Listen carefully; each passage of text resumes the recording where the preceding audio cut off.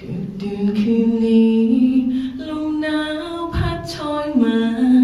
ฉันมองไปที่ขอบฟ้า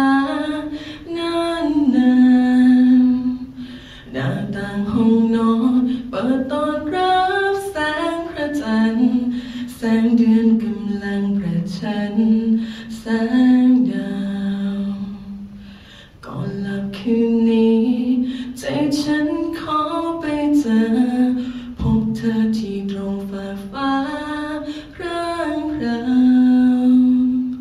จะนอนหลับไหลในอ้อมแขนของดวงดาว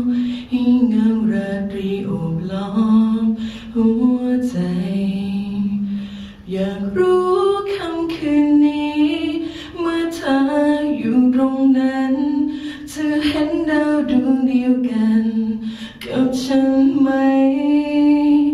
สักครั้งที่เธอเห็นแสงดาวทอประกายก็อยาก